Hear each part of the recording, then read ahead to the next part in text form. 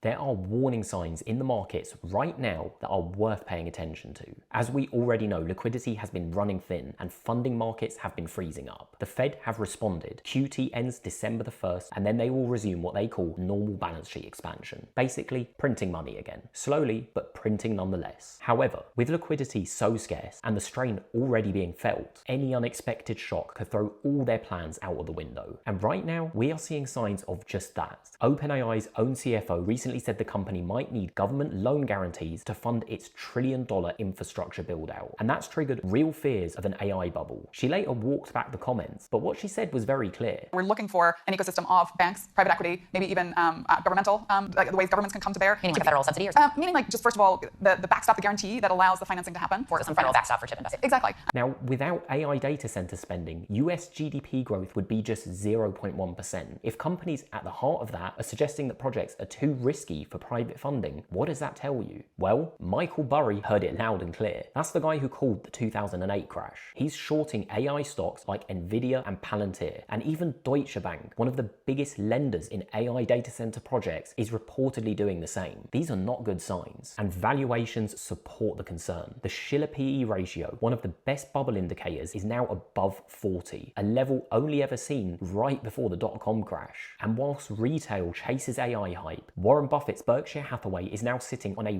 record cash pile, holding more short-term treasuries than even the Fed. That is not a position of optimism. Meanwhile, the real US economy is flashing red. Commercial real estate delinquencies have now surpassed 2008 levels. Layoffs are rising whilst hiring dries up, and the housing market completely frozen. Turnover is at a 30-year low. Sellers won't give up their low mortgage rates, and buyers can't afford new ones. Something has to give. Now, none of this guarantees a crisis, and I'm not saying there's going to be one, but this is a system running on fumes, over-leveraged, overvalued, and underprepared. The Fed knows it. That's why they're quietly preparing to print again. Gradually, if the system holds, aggressively if it breaks first. And every time that happens, the case for scarce, hard assets like gold and Bitcoin only grows stronger, because money printing, whether it's slow or fast, always leads to the same thing. It destroys your purchasing power, erodes your savings, and it kills your real returns in the market. That is why now, more than ever, you need to store your wealth in something that can't be printed. If you want to understand more about how the fiat system really works and why Bitcoin is the ultimate escape, make sure to drop me a follow. I'll also be posting longer deep dives on YouTube soon. The link's in the bio.